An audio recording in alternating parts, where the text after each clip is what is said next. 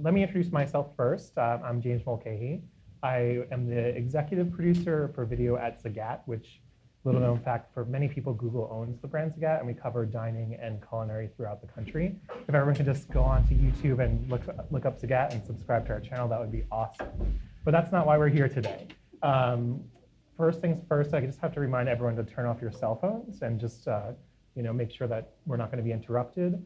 We're going to have plenty of times for questions at the end of the segment or our chat. So we're going to make sure that everyone gets a chance to ask what they want. And also after we're done, we'll be signing books in the back of the table there. So we'll be hanging out again after the hour just to do that.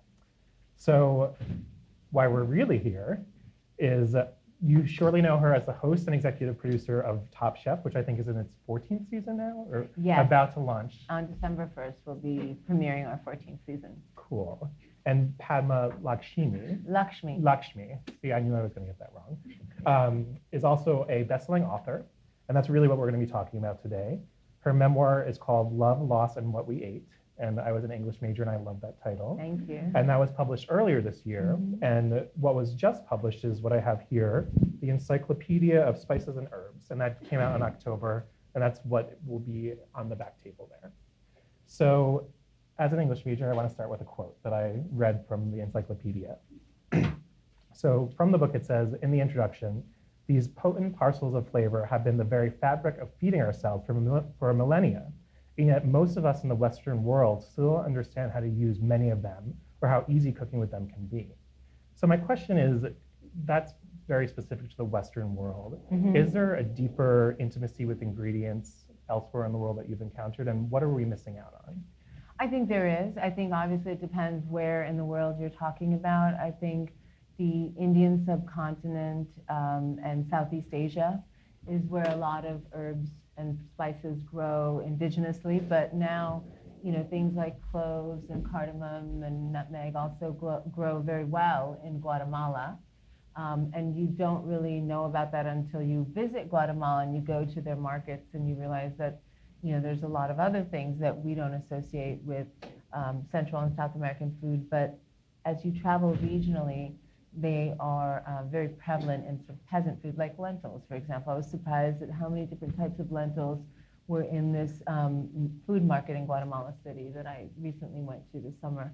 I think Europeans are more familiar with certain herbs that are associated with Mediterranean cooking. I think Middle Eastern people, that means everyone from Turkey all the way to Afghanistan, are very familiar with things like sumac and za'atar. But these things have been around for millennia. For example, take sumac.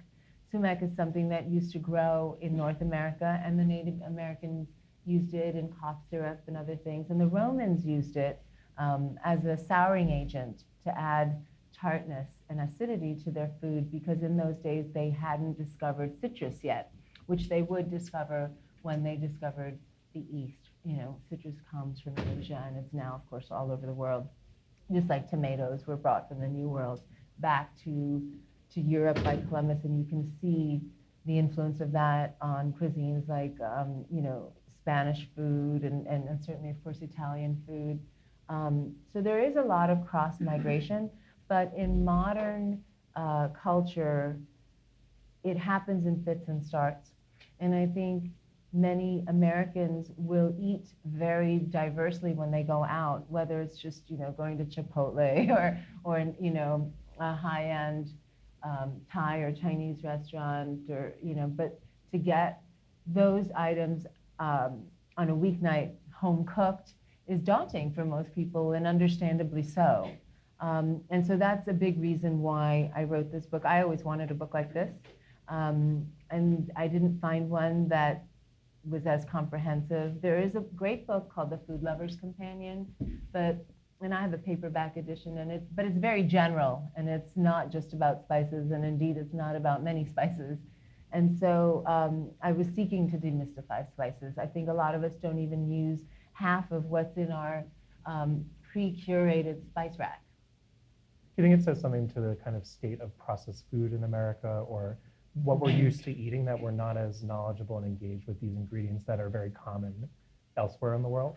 I do think that. I think that very much. I mean, there are things that are in your spice rack, or, even when I was a kid and there was just, going to D'Agostino's or whatever, depending on where you live, that they did exist, but most Americans didn't use them, like mace. Mace is something that probably, our grandmothers, or your grandmothers, my grandmother's in India, but, some of your grandmothers had. And most people don't know this, but mace actually comes from nutmeg. It is the covering, the web-like covering over the nutmeg. And like allspice. Allspice is something that's been around forever, and many people used to put it in pies here. And people think that allspice is a blend of spices. It's just like an all-purpose spice, but it's not. It's a berry that looks similar to juniper berry and has a wonderful peppery but still woodsy taste. It's not like black pepper. It's not anywhere near as pungent, but a little bit goes a long way, and it can add nuance and depth to your very, what we think of as all American recipes. And American food is much more regional than people realize.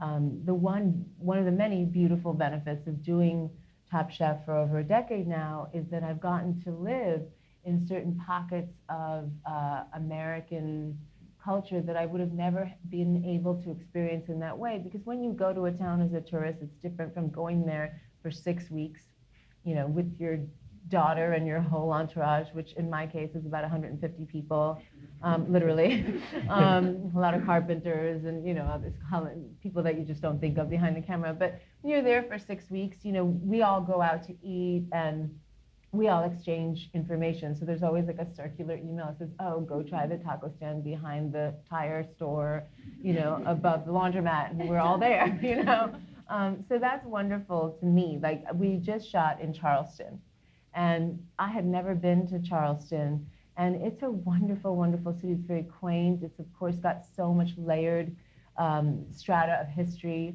Some of it not as bright or positive as other parts, but it is our collective history. And I think the city of Charleston and some of the historical society members there have done a really great job of being direct about the way they address that.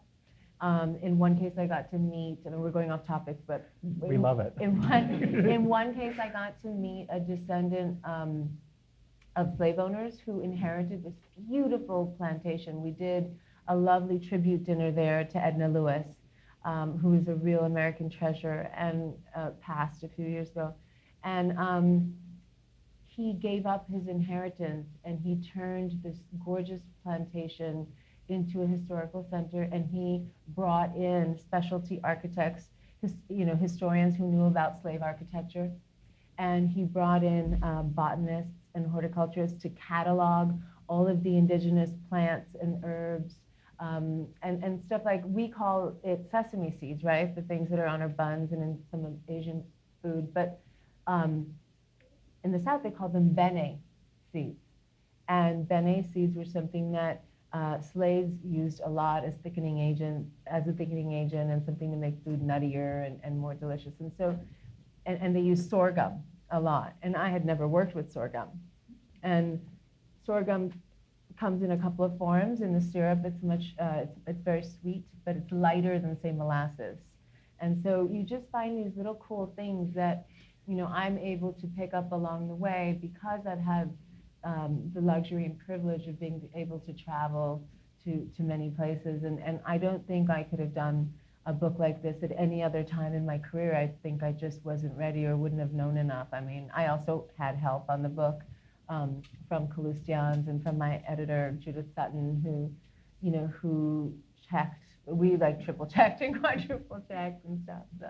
Do you think, your experience of traveling around the country and eating at the best restaurants and being but sometimes also like off the side of the road. Or like having the best culinary experiences. Some guys back of some guys pickup too. Do you think most consumers kind of come to thinking differently about spices or being curious about ingredients because the chefs are the ones that are kind of translating for them? And do you think that Top Chef kind of had a crucial role in making that conversation happen? I think so. I think not only about spices, but just about ingredients in general. I think Americans are incredibly open to new ingredients and new flavors because we, in most of the country, are a very diverse group as a culture. And so, we are also traveling more than we were 50 years ago. And, of course, Google and the internet has made, the world a much bigger place, but the world a much smaller place as well, so that you don't have to necessarily get on a plane to go to Madagascar, So, I mean, I thought about that a lot. This is a book I had always wanted to have, and so I just decided I was going to do it since it wasn't there. But I thought about you guys a lot. I did, because I thought, is anyone going to buy this book? You can Google anything. But I say yes. I mean, I Google everything, right? So do we all, and it's such a part of our everyday existence. But I think it's still nice to have a beautiful tactile object to hold and turn the pages of. And what I've found with this book, which has been a lovely, pleasant surprise, I buy cookbooks and I read them cover to cover. And then I open them if I need inspiration. And I write recipes, but I rarely follow them to the T, unless I'm baking, in which case I usually make Anthony do it. But I'm not a big baker. But but what I found is that other people who have bought the book wind up just reading it, just flipping through it. And it's weird to say that, oh, I was reading this encyclopedia, but I think if you do like food and you're interested in all kinds of trivial culture, like I am, like the botanical name of Aleppo pepper, or where it comes from and the fact that the Romans used it for something, I think this was a real egghead nerd fest for me for a long time, and I'm happy that it's finally out and everybody can read it. Well, we at Google love Egghead Nerd Fest, so you're definitely in the right place. You guys are my jam. See, going into the process of writing the book, you kind of are much more of an expert than all of us, clearly. What's the biggest thing you learned that you didn't expect as you went through the process of putting the book together? I think if I had thought about it, I might have guessed, but I didn't think about it as much as when I wrote the book. If you go through the world and you look at different spice blends, right? Like Ras Al Hanout, which is Tunisian and Moroccan, Gulat, or Baharat, which is Turkish, or Garam Masala, which is North Indian, and even Sambar powder, which is South Indian, you will see a lot of parallels between all those spice blends.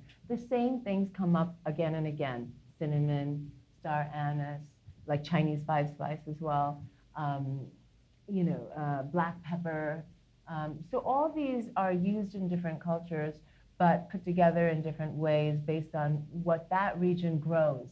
Whether they're a lamb-eating country or whether they're a seaside culture. So that has a lot to do with it. But the spices really, spices change the world. It's why Columbus went right when he should have gone left, right? He was looking for the pepper, and that's why the chili pepper of South and Latin, like North and South America, are called peppers, because they were spicy, and he thought they were related to the black pepper, which of course we know now that has no relation. They're both climbing vines, but that's about it. And so I think you find these parallels. One of the things that I found that I didn't know is how similar Mexican food is to Indian food. I think some of that is also because I've filmed in Mexico 2 years in a row with the show, and I've had a chance to travel in the Yucatan and stuff. But when I was doing research for this book, I was very nervous that I would miss something. I used to wake up at 2 a.m. like, The cardamom. Yes, well, yes, because you call something an encyclopedia, people have an expectation, and rightly so. But chilies, for example, the C section in this book is really, really, really long and unwieldy, and we had to make some real Sophie's choices about that because, I have to say that every time a farmer in his backyard hybrids does a cutting with two different chilies, another chili is born, and so I have no way of knowing, if that's just in that house's backyard, or if that's actually a whole region of Jalisco or something. So I had a lot of mentors that I really respected, who I sent certain sections to. Like I sent the chili section to Diana Kennedy, and I sent the Middle Eastern section to a wonderful woman in Seattle who specialized in Middle Eastern food, just to check my homework.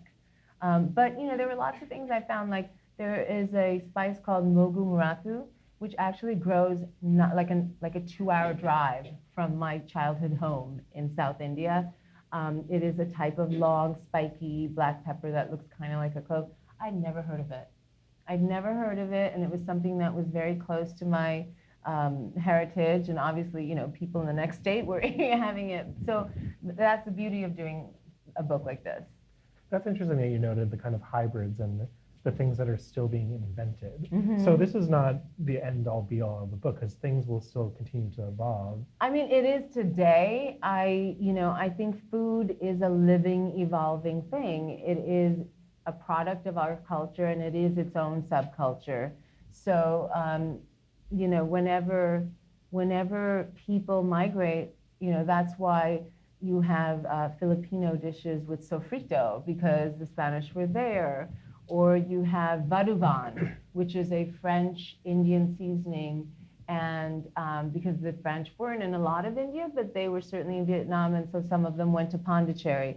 And vaduvan is very similar to garam masala. The thing that's different is that, unlike most spice blends, it's got a fresh ingredient that's fried or dehydrated, and shallot. And so they add that, so it's kind of a wet, traditional authentic vaduvan is kind of a wet spice paste-ish thing, like chermoula. And chermoula is a Middle Eastern spice blend with lots of fresh herbs that are ground. And then the South American version of that is salsa verde, which really comes from the European influence, because you see salsa verde all over Spain and Portugal and Italy. So you can see what I'm getting at. The food world, and specifically the world of spices, is a big global garden, intellectually, like in metaphor. And so anytime a bird takes a seed to another place, you have this little upstart of a whole new potential spice that our grandchildren may use every day. That's fantastic. Having done these talks before, I know there's always a lot of home cooks in the rooms, and you talk a lot about one store here in the book. So maybe we can touch upon that, because there's also a lot of New Yorkers in this room. Probably going to want to write down the address and go there and get some of the things that we're discussing. 123 Lexington Avenue is the address of Kalustyan's. Kalustyan's is in an area in Murray Hill that sometimes we call Curry Hill. And it started out as an Armenian grocery store in the 40s, because there were 2 Orthodox churches in the neighborhood. And for multiple generations of immigrants from all over the Middle East or Southeast Asia, but now just in general, a lot of gourmands and cooks and chefs and stuff know about it in the last 20 years. But it's been around since 1942, and I grew up in this store. My mother and I lived in a studio apartment on the Upper East Side. She was a nurse, and you had this whole Indian enclave in Jackson Heights in Queens, but we lived in Manhattan, and she worked full time. So we would always go up to Spanish Harlem to get sugar cane and tamarind. We'd go to Chinatown to get funky Asian vegetables, and we'd go to Kalustyan's to get spices. And when I was growing up in the 70s and 80s, it was even hard to find fresh coriander or cilantro. Now, you can get it sometimes at a bodega, but in those days you couldn't. But if you were a really regular customer of Kalustyan's, he would call you in the back, and he would have this moist burlap sack, and he would kind of open it like he was selling you a dime bag, and you'd be like, oh, okay, he'd save it for you because he only had 5 bunches, and so it is a tradition in my house. They're also really generous with children. They have a lot of foods, dried foods and nuts in bulk bins, and so they love children, and I used to run wild. I mean, it was a little store, but now it's also spread out to 125 and 127 Kalustyan's, and they have anything, and if they don't have it, they will find it for you. And so when I started, after college, I started modeling in Europe, and it was really hard for me to get Indian spices and stuff, and in those days we didn't have an internet, but I would call him. I would say, do you mind? And if you were patient, you know, in 2 weeks, they would ship you spices anywhere, and they still do that. So, you know, for those of you that don't live in New York, you can certainly have a mail order, you know, delivery. As we were chatting at lunch too, you mentioned, you know, sometimes now you just go to Whole Foods and find the things that you need. So, you know, my aunt, who is living here now from India, and she had a very heavy hand in raising me. She and I were laughing because she said, you know, they have fresh turmeric in Whole Foods because everyone's putting it in everything, including their margaritas and stuff, which, you know, makes us Indian people laugh because it's one of the oldest things. You know, old, like young brides in the olden days would actually make a paste with turmeric, especially if you were dark skinned, and they would put it on their skin because it does stain your skin and make you glow. And we use it also if you have asthma, you know, in hot tisanes and things like this. And so now this is the new superfood, and so I'm just waiting for bacon to be a superfood. You know, like I want that to be a superfood, but until then, I'll just use it as lip gloss. So we'll get there, I'm sure. If someone from this room is going to go into one of these stores and they just bought the book and they don't really know where to start, do you have like 2 or 3 tips that might help guide them to maybe experiment a little bit or do something good? Sure. Like for instance, you know, I don't know how much of you guys are actually doing the cooking, but someone is. And, you know, for Thanksgiving, we all have very firm ideas about what those dishes should be. You know, we have to have stuffing, we have to have sweet potatoes, we have to have whatever it is. But what, you know, you make that dish every year in and out, and you know that recipe really well. If you don't know much about spices, I would suggest perusing through the book. And every entry has the dishes and the culture it's originally from and what the common uses are and how to use it, as well as what the flavor profiles are if you don't have it in your hand when you're, you know, first you're trying to decide. I would say take something that you normally make day in and day out. Just take something like, I don't know, sauteed green beans with butter and salt and pepper and garlic, right? That's it. And then find a spice that you like, whether it's nutmeg or sumac or za'atar, whether it's a spice blend or a single spice, and add that to a dish you already make. And, you know, then you will see, because you know what that dish tastes like, but you've added something new into it, you will have illustrated for your palate right there what that spice does. And you're like, oh, okay, I get it. It's like learning what a new instrument sounds like, you know, and then you can use it. It's the same principle. And, you know, I think spices are daunting because you see a lot of recipes and they have 17 spices. And even if you go through the trouble of getting them all, you're using half a teaspoon, and then that sad little box sits in your, you know, shelf for 6 months. So if you're using a spice blend, I would say get the spice blend. The mixing is done for you. Don't, you know, be kind to yourself. I also think, though, if you're curious about a spice blend, like Ras Al Hanout, which is very easily available, but if you want to play with spices, you can buy all the individual ingredients for Ras Al Hanout, except for some of them, but most people aren't putting hashish in their Ras Al Hanout anymore, but traditionally they did. I've never tasted that, sadly, but I would like to hope that someone out there is still doing that. But, you know, and what's fun is to make your own spice blend. Like, but don't do it when you're having a dinner party and you're rushed and 8 people are due in 2 hours to your house. Make that the activity. Like, do it on a Saturday in your sweats, listening to Led Zeppelin, when you have like hours and hours before you're going to see another human face and it's raining. And then, you know, just get a dry skillet, turn the stove on to medium or medium high, and then dry roast whole spices, whether it's fennel or anise seed or cumin or, you know, cloves, and just sort of shake them in the pan to toast them, and you'll smell immediately the difference. You're waking up the oils, and that spice is going to be so much more fragrant. And spices have a lot of aroma to them, and that is beautiful. You know, that's most of taste. In fact, 70% of taste is smell. So, and be really careful because they burn in literally a hot second. So you don't need more than, and it's happened to me. It happens to me all, you know. So you just got to sit there and no more than 2 or 3 minutes in a hot pan, put them in a mortar and pestle, and you can buy them anywhere, you know, any of those kitchen stores. I like a porous one made of lava that's big, like the molcajete where you get, you know, like at Rosa Mexican, they give you guacamole and that one. Yeah. Because they're rougher, so they're easier to grate. But, you know, the smaller ones in marble will work too, and just pound away. And you will see the difference. Just like, you don't even have to go to Kalustyan. Just go to your local grocery store and buy a bottle of cumin, coriander seed, and fennel.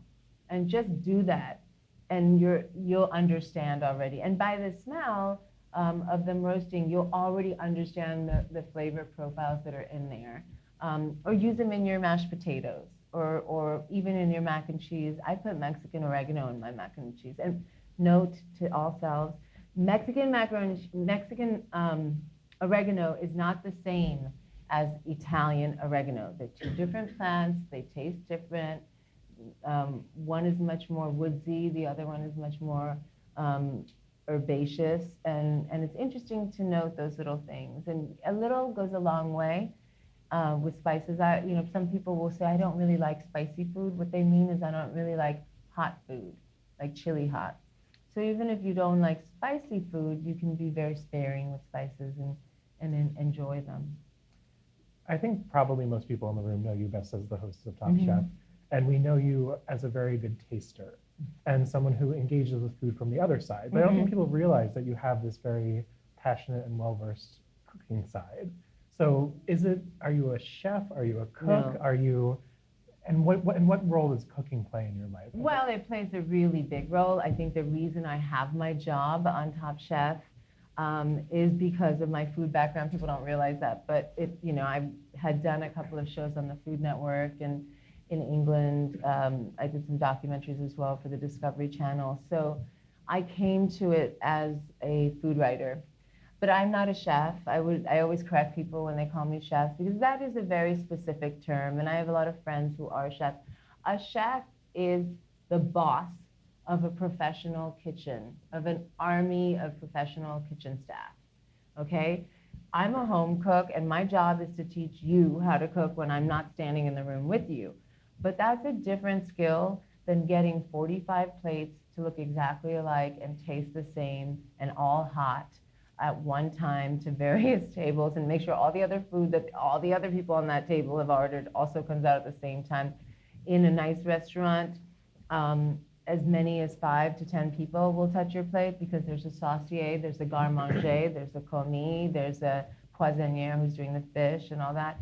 And so that is an architectural thing that gets built by one chef's vision and executed by many people under him, whether it's the sous chef or the chef de cuisine. You know, I'm a kitchen army of me, and Anthony, and another person who works with. But I mean, you know, I want to teach people how to feed their families, and the professional food world, just like every other world except for modeling, is sadly male dominated. But most of the food that's cooked on our planet is done by women. And so it is my mission to make life easier for that young bachelor or bachelorette who comes home at 7:30 and needs to go to the gym and still go to, you know, have a nice meal, but doesn't have a lot of time and wants healthy, eclectic meals, or that mother who has to feed, or father who has to feed 4 different palates and, you know, wants them to have fresh vegetables and all this. And I'm a firm believer in my own gospel, which is, to me, the root of all flavor and character in any dish from any culture are its seasoning and spices. Whether those seasoning and spices are fresh, like chilies or mint, or dry, like coriander seed and, you know, whatever, like star anise, you know. So if you think about it, we all have proteins that we like, whether it's tofu or beef tongue, right, and everything in between. We all eat different vegetables. We usually probably eat a lot of garlic, onions, bell peppers, tomatoes, and then we'll add greens, hopefully, to that, and, you know, zucchini or eggplant or sweet potato, whatever. So and grains or starches, right? So those are the three components. So what makes something chicken fajitas or chicken curry or kung pao chicken, you know, or chicken bistia, which I hope some of you tried for lunch. But, you know, so it is the seasonings. It's the spices that decide. It is the language that those ingredients are speaking in a way. And so to me, a spice box or spice drawer, don't keep it in a rack over your stove because it's really bad for spices, is to a cook what a painter's palette is to an artist. You know, it just gives you more with which to play. And sometimes people don't need a lot. You know, that's when it's too much for them. You know, like even on our show on Top Chef, I find that when we say, you know, cook whatever you want, cook the best meal of your life, they kind of go, oh my God, what am I cooking? But if we say you can only use these vegetables and these proteins, and we want you to cook something that's in the style of, you know, air prepare, I'm making it up, but, you know, then they're more focused. And so that's why I say pick 2 or 3 spices, use them individually, then start to combine them. You know, learn to play one instrument before you play the whole band. Do you feel like you're a better taster because you're a very adept home chef and are able to educate people like this? Do the languages intersect of experiencing a dish and making a dish? Yes, they certainly do. I cook with my mouth. You know, I cook with all my senses. You know, I think cooking is a very sensual experience. You have to listen. I can tell when the mustard seeds are ready by how they sizzle. I don't have to look because they have a little bead of liquid of mustard oil in each, and like popcorn with heat, that will get hot and it'll combust like corn pops. So I can tell that's like machine gun fire. I don't have to look. And I can smell it too. And I also can touch a vegetable that's cooking and know whether it's done just by how easy it is to pinch through it. And then of course, you know, I'm looking at it and I'm tasting it. I also think it was a culture of my house to do that, to be descriptive about food. And our family is the kind that, you know, we're already plotting what we're going to cook for dinner as we're clearing the breakfast or lunch plates. So we are just food obsessed. And we have one rolling meal, you know, and so one, you know, leftover rice turns into pilaf the next day, and the leftover, you know, roasted pork in my house turns into tacos, you know, for lunch. And I think most people do that. Kind of like the Google cafeterias Yes. do that as well. I You'll could see not things work pop here. up. Yeah. I just would never leave the cafeteria. There's just so much to eat. Something that you touch on in the memoir, or sorry, in your memoir, in addition to the encyclopedia, is your heritage, which again, I think watching the show, that's not something that's really discussed. So why did you decide to kind of start that conversation now, and how has it informed the work that you've done in the books and on the show? I think my heritage is informed every single day of my life, regardless of what I'm doing. How can it not? I do think that, you know, my family, all of whom taught me how to cook, gave me an education that provides me a living, you know, that allows me to have a job on Top Chef and in publishing that I do, because, you know, I come from a culture where most of the world's spices originate.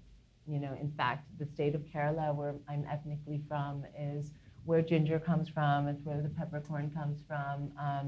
And so that has always been there from before I could speak and talk. Like, you know, we always hear, and in the memoir I also touch about this, you know, don't give kids any spicy food, but we actually give certain spices at certain times to buffer the stomach, because it's good for the flora in a young child's life. I mean, you know, yes, in a young child's digestive life. And I think it has a huge impact. I mean, I don't talk about it on the show a lot because it's not germane to what's at hand. And, you know, in order to be a good host, sometimes you don't hear my opinion. It's more important for me to get the other chefs talking or the judges talking and get sound bites from them. You know, if there's some chef presenting their dish and they're trying to tell me that Ras Al Hanout is from India, you know, whether it makes it to the cut, I might say, no, it's actually not, you know, and correct them, because I think that's important. I was always super analytical about the food I eat. I think that's also because, I now found out a few years ago, but I didn't know for the first 40 years of my life, that I'm a super taster. And what that means, it's basically like a dog who can hear whistles that most human beings can't. It's slightly more useful, at least to me. But you have certain taste buds that other people don't have. A lot of people are super tasters. You can test for it. It's a very simple tab test. I've tested, I'm not one, sadly. Yeah. My daughter isn't too. It's like heartbreaking. I work in food. I know. She got my legs, but not my palate. Win some, you lose some. But I mean, but she's a good little taster, Krishna. She's a really hard critic, and she likes to give her opinion too. She feels very self-important, and when I ask her, she'll give me. Well, she's grown up on the show, right? She's literally in the control room, which we call Mission Control, or Video Village, which is usually just a tent on some sidewalk with a bunch of people on their laptops squished together. But she's literally grown up on the knee of my director, and she's staring at 9 different faces. She's not only hearing what I'm saying, she's hearing what Uncle Tom is saying, and Auntie Gail is saying, and Uncle Eric. So she's absorbing all that, much in the way that I used to, sit at the hem of my grandmother's sari and listen to everything they said. And we had a very specific hierarchy in my kitchen. I grew up in a 2-room house in India with 8 to 10 people living together. And then I would come to America, and I was basically a latchkey kid, and I lived in a studio with just my mother and I here in New York. So I would flip back and forth. And the 2 cultures and the 2 places I lived were vastly different, not only outside the house, but inside the house. And so in my grandmother's kitchen, you were not even allowed to touch the stove until you went through puberty. You weren't, because first you had to learn how to break the ends off beans. Then you had to learn how to peel potatoes. Then you had to learn how to shred the coconut. And that was a really dangerous proposition, because the utensil we used is this old piece of thick wood with a sickle-like blade emanating perpendicular out of it. And at the end, it was a big coin with serrated teeth. And so you broke the coconut, and even breaking the coconut is itself a dangerous proposition. I can't tell you how many times my finger was on the wrong side of the coconut. Because if you do it right, it's okay. But if you just turn your wrist a little bit and you're trying to go fast because you're a kid and you've seen it done hard, it's a mess. It's a real mess. But anyway, so you get my point. And so we were sort of allowed to first make tea. You didn't hear about the secret. It wasn't that secret, but it was just a lot of noise in any given room. So you didn't get the recipe for certain things unless it was your turn to make them. Like I didn't really know what my grandmother put in her sambar powder until, I almost got married, I think. Yeah, I mean, there were also all kinds of people to make it for me. And when you asked, they would say, no, I'll make it. And you'd say, no, but I want to know so I can take it back and make it in New York. And say, no, I'll give you some, don't worry. like, I'm your granddaughter, you know that, right? It's like, no, don't worry about it, I'll give it to you. Okay. I'm super curious, describing your daughter and her experience and becoming so young and so hyper knowledgeable about different global cuisines. Like, where does that generation go? When I was that age, I was living in New Jersey eating jwLKOh, and now I have anything. I'm like, this is amazing. But when they get to my age, they're gonna be, I just want white bread. I'm so over all this, Krishna says that sometimes. She says, can we just have white pasta, please? I'm like, no, you get that in school almost every day, so you're not getting it at home. But I think, she also knows how to work Snapchat better than I do. I mean, so they learn, it's sad, but not that she gets to use my phone much, but sometimes she'll complain because I don't have as many filters as the girl who lets her play with her phone on the set. And she said, you have to talk to Allie because her phone is better than yours. And so I feel like every generation knows more than the last generation about everything, So I think they will break their own frontiers, and hopefully that the education that we give them, they will use to trickle down. I think a lot of traditions that I unconsciously or subconsciously have been passing down in the kitchen to Krishna is a natural flow through of what my grandmother did for me, you know? So like, you know, a lot of times, like I didn't eat a real piece of mango until my grandfather was wonderful, and I'm very close to him. In fact, Krishna's named after him, but he was really cheap. So he would never buy fruit unless it was a special occasion. So when we had mangoes during mango season, my grandmother would cut the mangoes up, and they would be given to all of the males in the family, and you know, which is a whole nother discussion. We can have it another Google talk. But, but you know, I was the oldest grandchild, and so I got to have the coveted pit. And so I got the pit. I had a T-shirt for eating the pit. It was the same T-shirt they made me wear for pomegranates. And I got a bowl with you know, which I had to have under, so I slobbered into it, and I was put in a corner of the veranda.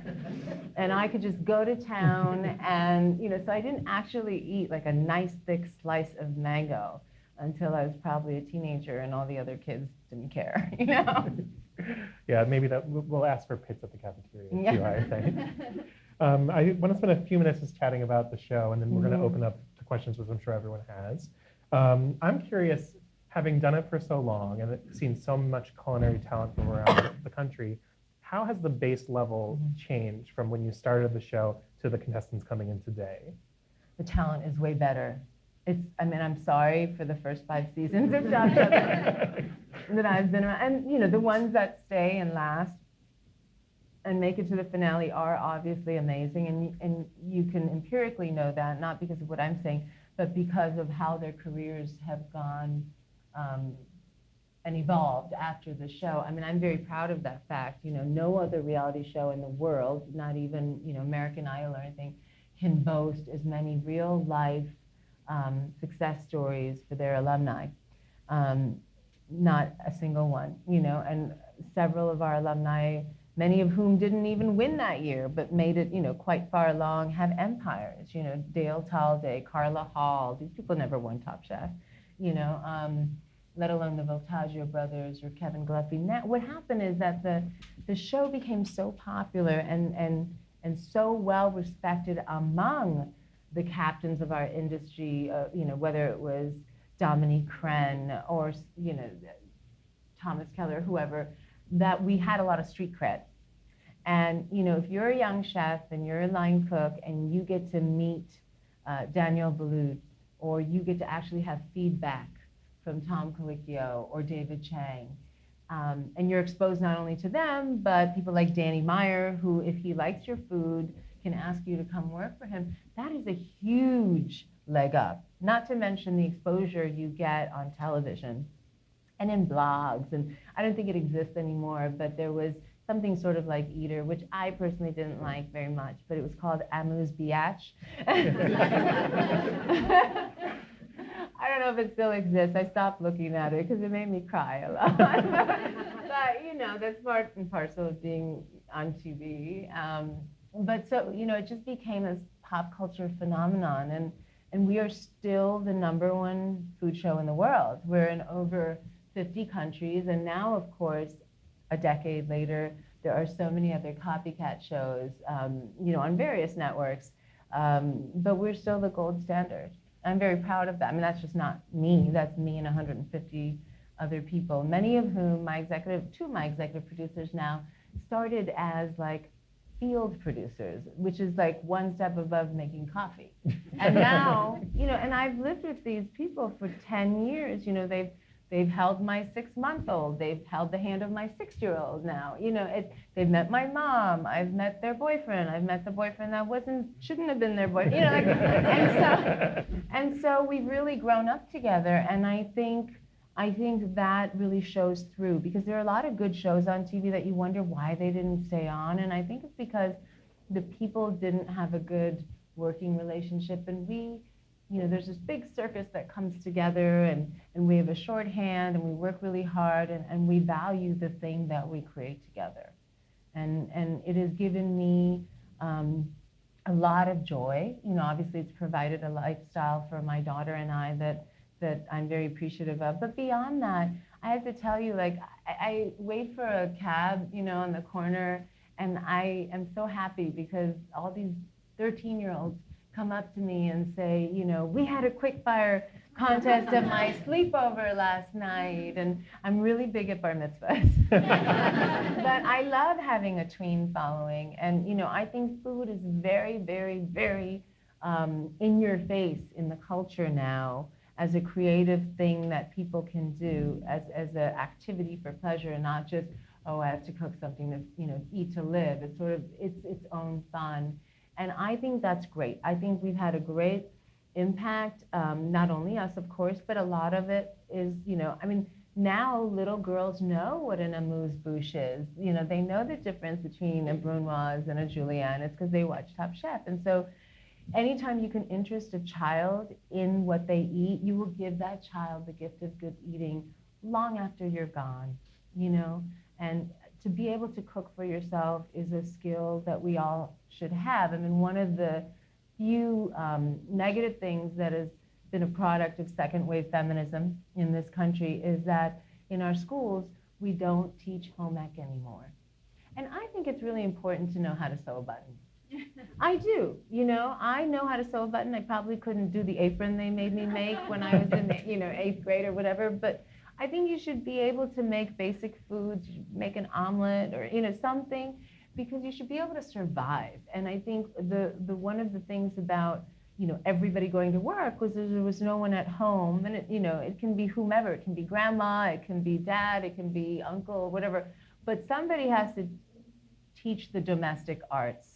And I think the best thing you can do for the health, for your own health and the health of your family, is to stay home and eat. You know, obviously I'm on a chef show, professional chefs, but I will tell you that that is the only, if you do one thing for your family's health, that is the thing. Going out to eat should be a treat. You know, it shouldn't be a stopgap because you're too lazy or tired or busy to cook. And it's, for most families, it's also when the family sits down together, if they sit down together. And so that face-to-face communication is important. You know, if you have to wash dishes with your younger brother and you have to stand there at the kitchen, you have to get along. If you're making a meal together, it teaches you as a family to delegate, to work together, to get along, you know, to know each other. I know that Cousin Bob hates eggplant, and so, you know, all those things, like, it is a conduit for connection between people, and there's no other way to get inside another body without touching it, except for cooking. That's great. I have one last question as a restaurant geek myself, and having watched the show and seeing firsthand many of these chefs. The thing that I've always loved about Top Chef is that being a food person, you know you have to actually be good to win. Like, these people are tremendously talented. It's not fake. So I'm curious if you go to the restaurants that they open after they get to be on the show, and if anyone has really impressed you in their post-show career. I do. I think Dale Talde, because I live in New York, so it's easier for me to go to Dale's restaurants in Brooklyn. Also, it's child-friendly, so if Krishna makes a mess, it's fine. It's, you know, it's kind of a bistro. It's not so fancy. And I'm really proud of Dale, because Dale, you know, he came back on the show to do the, you know, not Masters, what is it? Like All-Stars. I've done many seasons. I always feel bad when, like, that one contestant comes up to me on the street and be like, hey, and I'm like, who is it? And like, you know, and invariably they've gotten booted off like first or second. So, and like season 4, which I'm not even sure where we were shooting in season 4 now, you know. But Dale is somebody who had anger management issues, for instance, and he would tell you the same, you know. And he has gotten out of his own way, and he still serves today at Talde in Brooklyn, if you go there for brunch, a buttered toast ramen, which he thought up on the fly in the challenge that we did at Wiley Dufresne's restaurant. I'm pointing like downtown of here. I don't know where it is. You're right. It's that way. Okay, good. But, you know, and so beautiful creativity bubbles up when you have a gun to your head, or me staring you down saying 5 minutes, 5 minutes. And so I'm really proud of those chefs. I think Michael Voltaggio was already a great chef before he ever set foot on our set, and he's just gotten better. Stephanie Izzard, who really did a good job on Top Chef, but was kind of accused of winning because Richard choked. And he did choke. You know, he would tell you that he choked in Puerto Rico. He did. He was the person who should have won that. But she really was still a good chef. And that has been proved because of her empire in Chicago. And you know, the list goes on and on. So, and Carla, of course, you know, Carla was wonderful because you could see her absorb the criticism about her food and literally put that input into her next dish. And it was beautiful to, and you have to remember, you guys are watching it once a week. Well, now you can, you know, watch it whenever you want. But, you know, over like 4 months, but we're filming it in 6 weeks. So every day is the next week, right? So we're giving her advice at 2 a.m. at Judge's table, and she's back doing the next day's quick fire at 8 a.m. And so it was beautiful to watch. It's, you know, every season of Top Chef is like a new batch of the 4th grade class. And, you know, I feel very empathetic toward them because as hard as Top Chef looks on TV, it's much more difficult. And then you realize when you're actually there. And sometimes it's not even the best student that you love. It's the kid that can't get out of his way, or the girl that still insists on biting off more than she can chew. You know, and it's like, oh, I wanted to make, you know, this phyllo pastry thing. I'm like, you have 24 minutes for this challenge. I don't know if anybody could make that. So. That's great. Why don't we see if there's any questions? We have about 10 minutes left in the chat.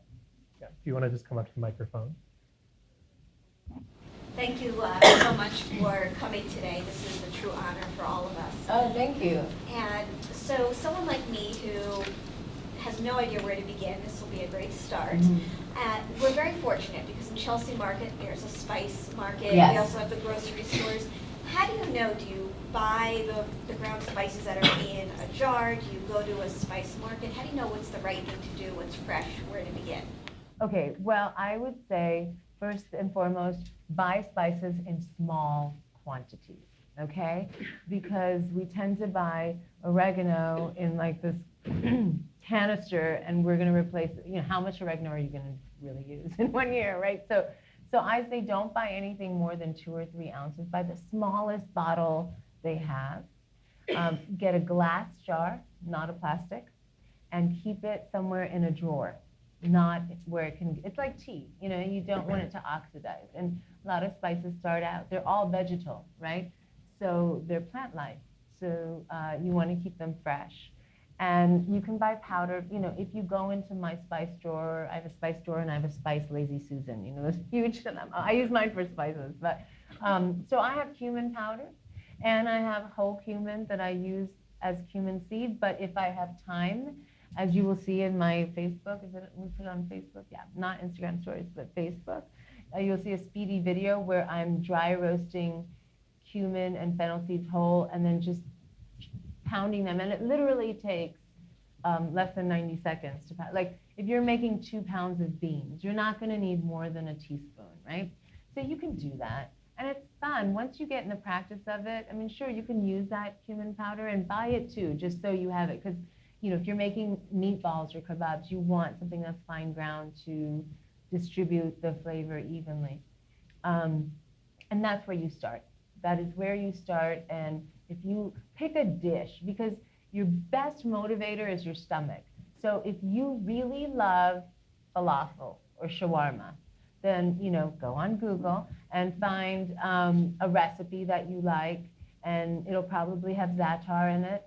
Za'atar is a spice blend which has sumac in it, has sesame seeds, it has wild thyme, and you don't have to make your own za'atar. You can buy za'atar or buy sumac, and then, you know, make that shawarma or grilled meat or falafel, but then take that and put it into something that you make.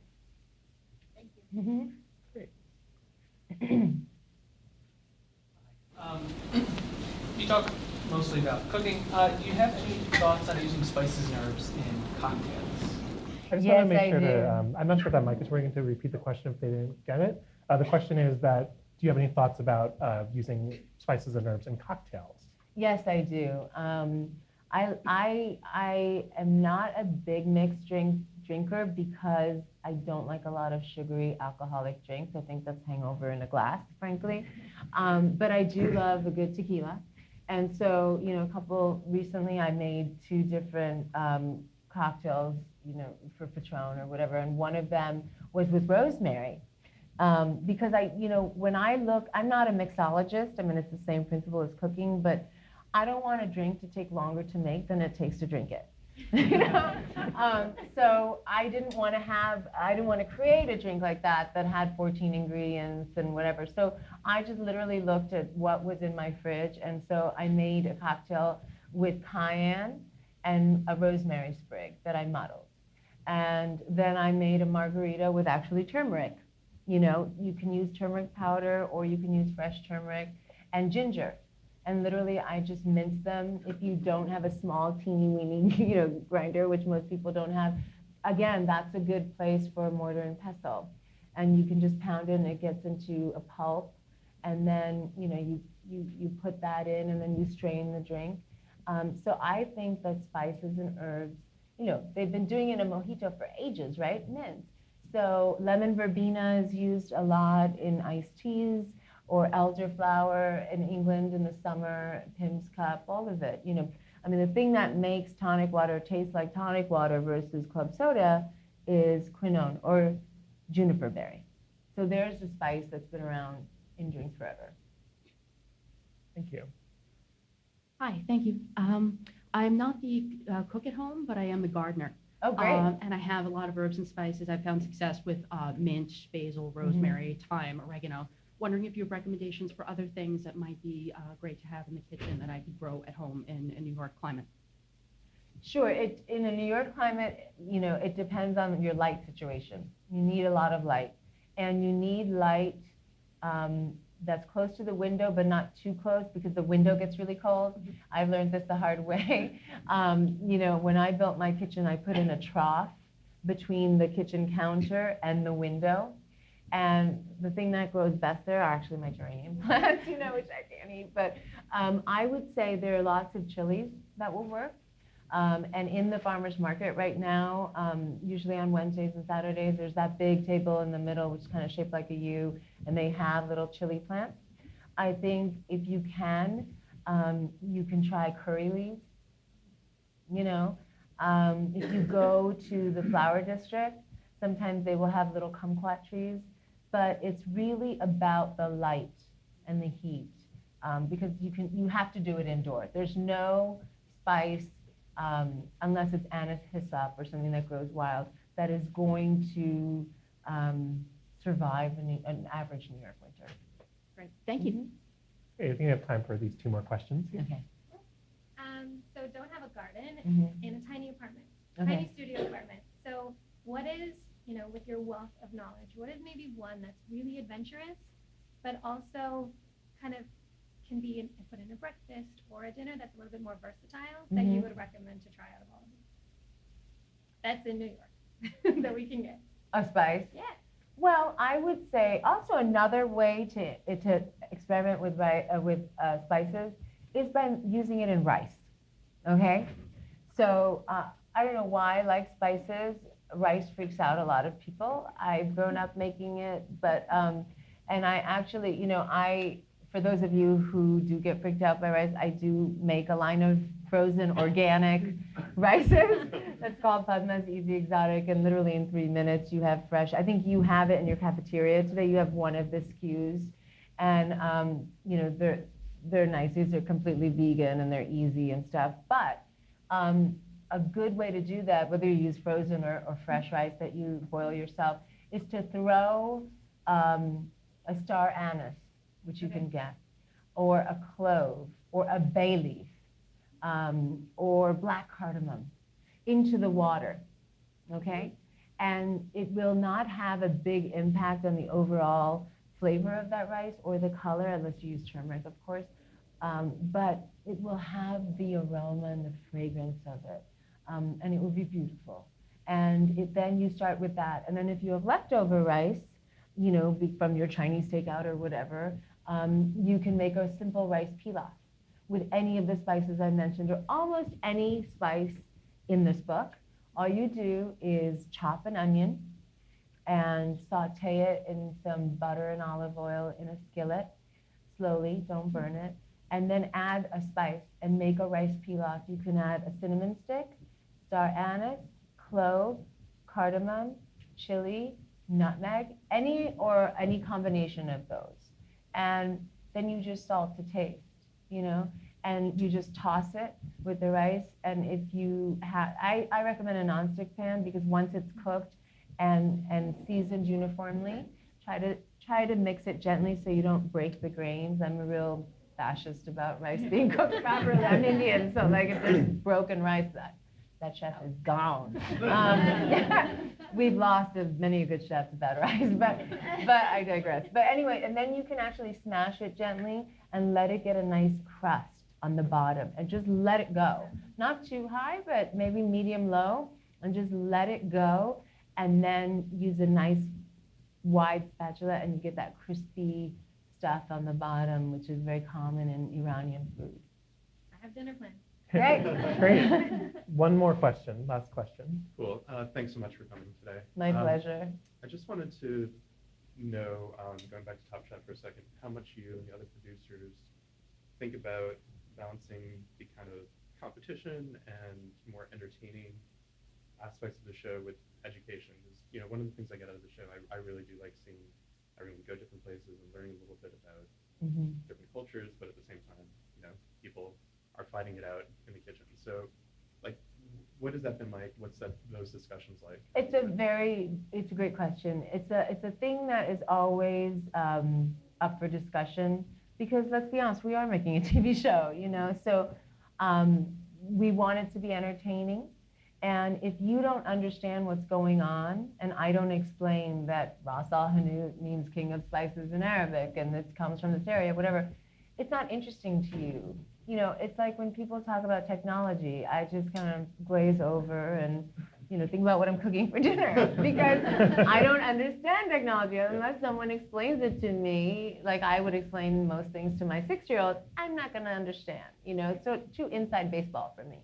So we try very hard to do that, and we've seen good results from doing that. And we try to do that also for the benefit of the contestants. Because it's easy for me to tell somebody, oh, this doesn't taste right at all. And I'm not really doing you a disservice. I'm making you feel bad. You just poured yourself into this dish, your heart and soul, and you're really passionate about being good at what you do for a living. It's more useful if I say, I think you overcooked the rice here, and you added too much water, and the starch that's coming out of that is making your dish sticky, gloopy, and murky. I think you'd have been better to boil the water, add the rice at that point, and cook it, just 27 minutes. How did you cook it? And they'll tell me. So things like that. Okay. Well, keep that part of the show. I will. Thank you. Thank you very much. Great. So it's 2:00, and we're going to say thank you so much. Thank you. Round of applause.